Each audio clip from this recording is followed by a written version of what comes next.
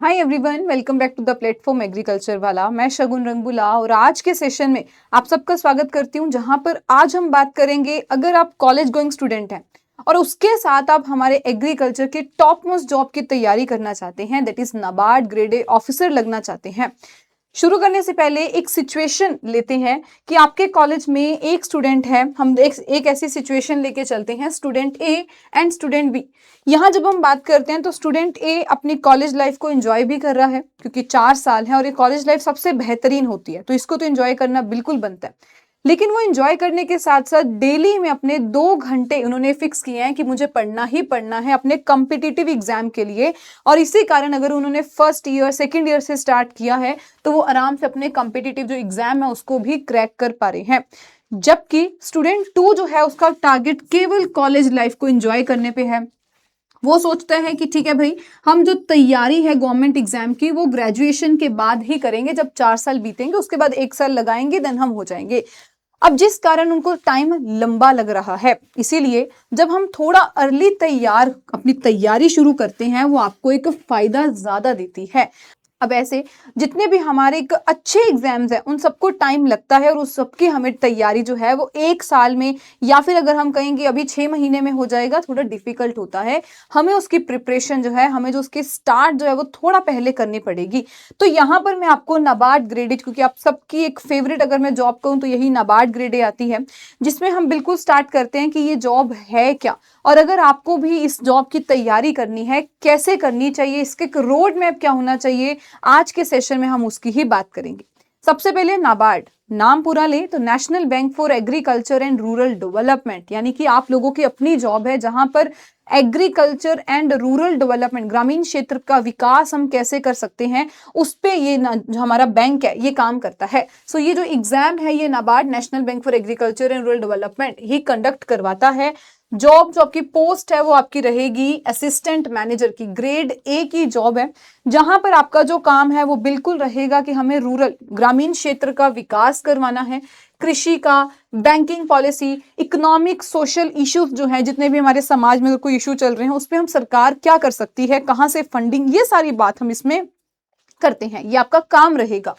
One of the top most government job अगर हम अपने बैंकिंग सेक्टर, और अगर मैं यहां पर लिखूं एग्रीकल्चर में अगर हम कहें तो बिल्कुल ये आपकी एक टॉप मोस्ट जॉब कहलाती है। आगे चलते हैं तो हमारे पास आता है कि भाई अगर आप इस एग्जाम के लिए सीरियस हैं तो सबसे पहले पता है क्या बात आती है कि हमें उस एग्जाम के बारे में अच्छे तरह से ये कॉन्फिडेंटली ये पता होना चाहिए कि ये एग्जाम क्या डिमांड करता है। इस एग्जाम में अगर मुझे अपीयर होना है तो डायरेक्टली तैयारी शुरू करने से पहले कुछ टाइम अपने आप को देना चाहिए, 1 हफ्ता दीजिए, पूरा एनालाइज करिए कि इस एग्जाम में क्या क्या चीजें हैं, क्या कोर फोकस एरियाज हैं जहां से हर साल क्वेश्चन आएंगे, या मुझे कैसी अपनी तैयारी स्टार्ट करनी चाहिए, रेदर देन रैंडम कुछ भी हमने उठाया, कोई भी वीडियो ली और उस पर स्टार्ट हो गए। तो यहाँ पर सबसे पहले तो मैं आपको यही बताऊंगी, एग्जाम स्टेजेस की बात करें, ये एग्जाम आपका 3 चरण में होगा, फेज 1, फेज 2 और तीसरी आती है इंटरव्यू। तो आपको ये जो फेज 1 है, फेज 2 होगा जिसमें आपके पास कुछ क्वेश्चन डिस्क्रिप्टिव के यानी कि लिखने पड़ेंगे और कुछ आपके ऑब्जेक्टिव क्वेश्चन रहेंगे, तीसरी आपकी है इंटरव्यू।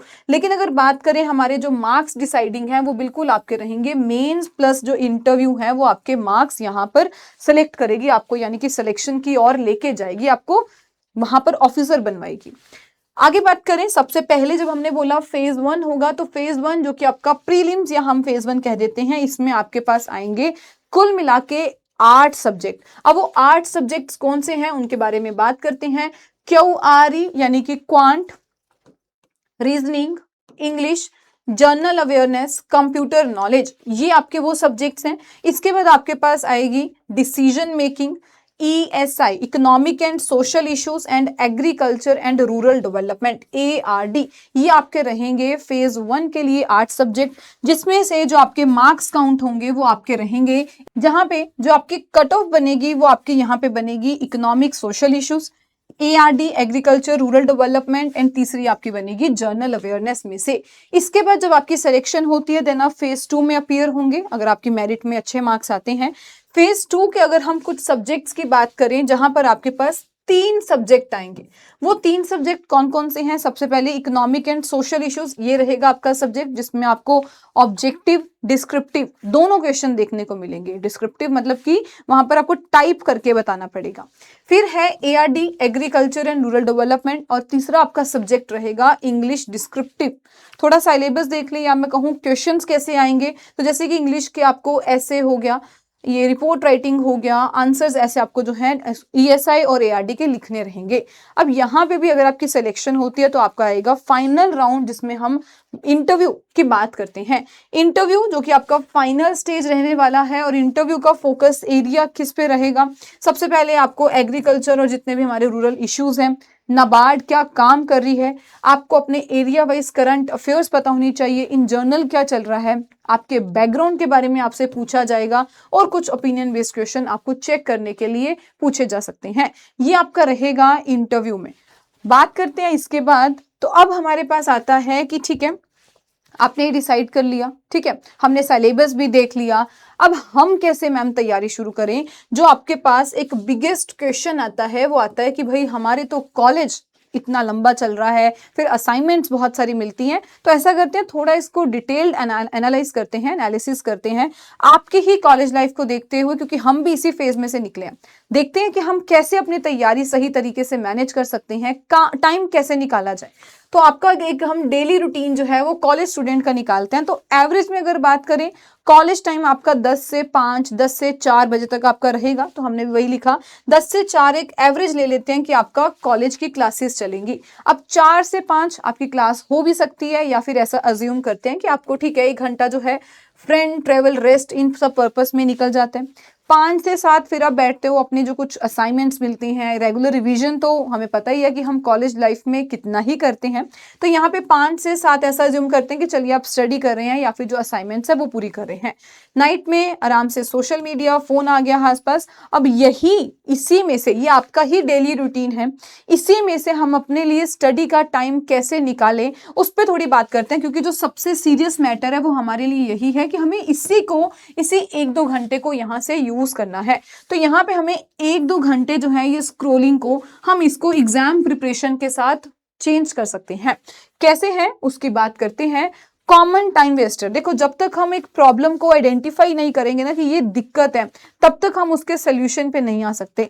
सबसे पहले हम कॉमन टाइम वेस्टर जिसे हम कहेंगे, या फिर हम कहेंगे हम अपना टाइम यूं ही वेस्ट कर रहे हैं, उसी को कहेंगे। तो टाइम वेस्टर में आता है सबसे बड़ा इंस्टाग्राम हो गया, रील्स एक्सप्लोर करने लगे, देखने लगे, रैंडम यूट्यूब वीडियोस पे चले गए हैं। अगर भले आप अपनी स्टडी में भी बात कर रहे हो, लेकिन अगर आप रैंडम कुछ भी फॉलो कर रहे हो वो भी गलत हो जाएगा। एक सही स्ट्रेटेजी, पहले अपने आप से बात करिए, आप क्या एक्चुअली आपने ग्रेजुएशन के बाद चाहते हैं, कौन सा ऑफिसर बनना चाहते हैं, देन आप उस पर्टिकुलर जिस भी एग्जाम के लिए तैयारी करना चाहते हैं उसके लिए देन वीडियोस देखिए।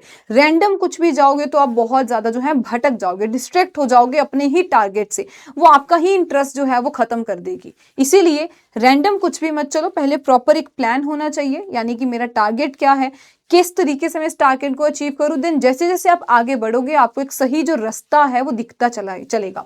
तो यहाँ पे यही इसको हमें रिप्लेस करना पड़ेगा अगर आप रैंडम कुछ भी देखने बैठ रहे हो। देन हमारे पास आते हैं लंबी लंबी बातें करना, गपियाना जिसे हम कहते हैं। और 4th पॉइंट जो मैं कहूंगी सबसे ज्यादा जो होता है वो हमारा यही है, प्रोकास्टिनेशन। मेरे से तो ये नहीं हो सकता, मेरा तो ये सब्जेक्ट वीक है, इसमें तो 8 सब्जेक्ट हैं, इसमें तो लिखना पड़ेगा फेज 2 में आके, इसमें तो इंटरव्यू है, और एग्रीकल्चर वाले थोड़े हम इंटरव्यू में हम बोल नहीं पाते। ये जो भी आपके माइंड में आपस में बातें चलती हैं ये सारी एक वर्ड के अंडर आती है जिसे हम प्रोकास्टिनेशन कहते हैं। अपने बारे में नेगेटिव सोचना, इसी पे बस हमें काम करना है कि जब हमने अपनी दिक्कत आइडेंटिफाई कर ली कि क्या परेशानी है, हमें इसी पे अब काम करना है कि इसी को हमें अपनी स्ट्रेंथ में बदलना है। एग्जाम्पल लेते हैं, जैसे कि 3 आवर आप अगर आप डेली, मैं सिर्फ ये अज्यूम कर रही हूँ कि आप अपनी स्टडी जो है कॉलेज की तो कर ही रहे हैं, आप केवल 2 से 3 घंटे हम ये मान लेते हैं कि आप अपने एग्जाम के लिए तैयारी कर रहे हैं, डेली बैठ रहे हैं, लाइब्रेरी जाके थोड़ा थोड़ा करके जो है अपना एक कहीं तो बैठने सिटिंग वो बना रहे हैं। तो अगर हम 3 घंटे भी 365 दिन भी अगर हम निकाल पा रहे हैं, आप 365 नहीं, आप 300 दिन ही ले लो, आप सैटरडे संडे सब एक्सक्लूड कर दो, 300 दिन भी अगर हम लेंगे या 365 भी लेते हैं तो आपके पास तकरीबन 1100 घंटे आपने यानी कि यहाँ पर वेस्ट कर दिए। किन सब चीजों में? यही सब चीजों में आपने अपने जिंदगी के, आपने अपने एक साल के 1100, तकरीबन 1100 घंटे जो हैं वो वेस्ट कर दिए। अब इसी 1100 घंटे को अगर हम सही तरीके से पढ़ने में लगा देते, 3 नहीं आप 2 घंटे लगाओ, क्योंकि आप कॉलेज लाइफ में हो, हम भी समझते हैं, लेकिन इसी को हमें सही तरीके से यूज करना है। यहाँ पे अब ये टाइम को हम किसी भी एग्जाम, या मैं कहूँ अगर हम नाबार्ड की बात कर रहे हैं, क्योंकि हर इंसान को है कि भाई जॉब मेरे को जल्दी मिले, अच्छी जॉब मिले, क्योंकि इजी जॉब मिलना फिर भी मिल जाती है, लेकिन अच्छी जॉब अगर आप चाहते हैं तो उसके लिए मेहनत 3 नहीं, मैं सही बोलूं तो 4 से 5 घंटे की लगेगी, और वो करनी पड़ेगी, तभी आप अपने फर्स्ट अटेम्प्ट में अगर सोच रहे हो तो आप क्लियर कर पाएंगे।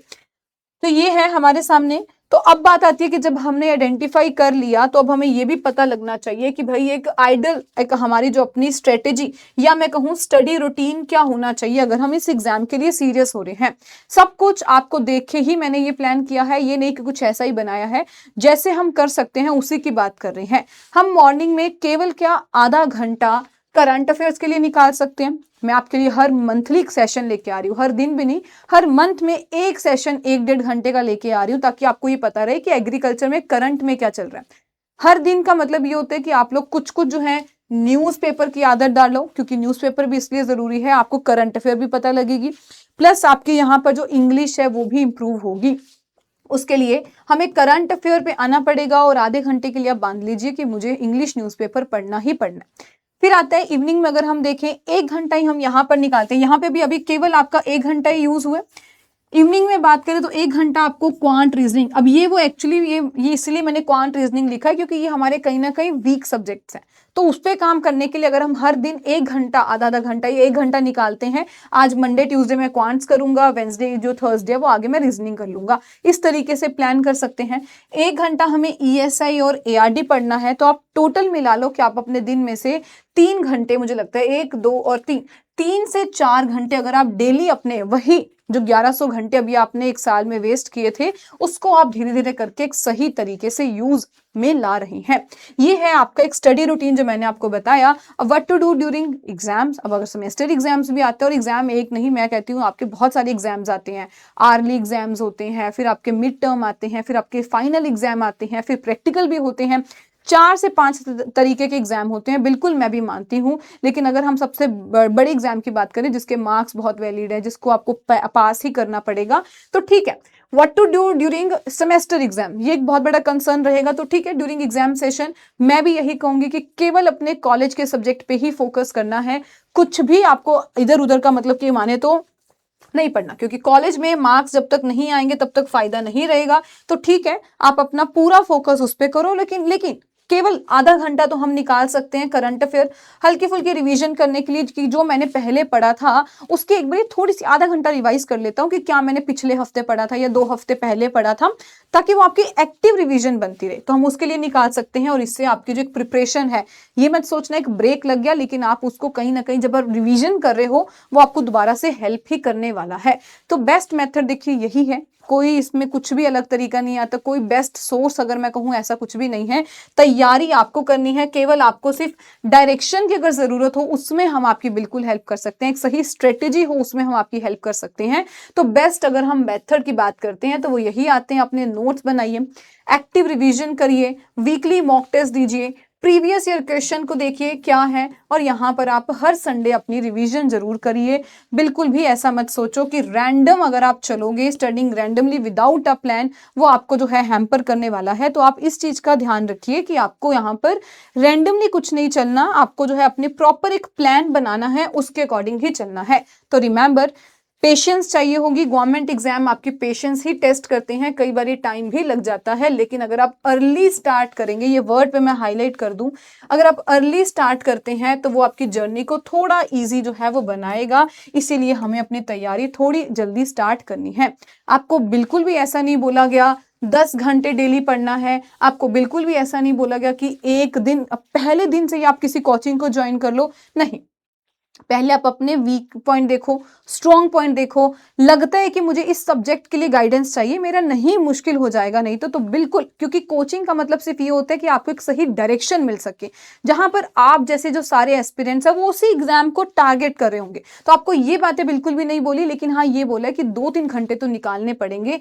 कंसिस्टेंसी, स्मार्ट प्लानिंग करनी पड़ेगी और छोटे छोटे हर दिन अपने अंदर इंप्रूवमेंट लानी पड़ेगी, यानी कि डेली स्मॉल प्रोग्रेस करनी पड़ेगी ताकि एक फाइनल डे पे हमारे पास हमें एक अच्छी अचीवमेंट मिले। और ये तो मैं सोचती हूँ और मुझे पता है ये तो आप सब चाहते होंगे कि आपको एक अच्छी अचीवमेंट मिले। तो ये था कंप्लीट मेरे एंड से। अगर आप लोगों को कोई भी इसके बाद समस्या हो, if you need any help related to NABARD grade exam, तो आप लोग अपना टेलीग्राम चैनल है, आपका ये अपना ही है, शगुन मैम PW टेलीग्राम चैनल को ज्वाइन कर सकते हैं, डिस्कशन ग्रुप को ज्वाइन कर सकते हैं, जहां पर अगर आपकी कोई डाउट है तो आप बिल्कुल यहां पर पूछ सकते हैं। और अगर आपको बैच के बारे में भी देखना है तो आप कमेंट्स में जाके उसमें लिंक पे क्लिक करके अपने बैच के बारे में भी चेक कर सकते हैं।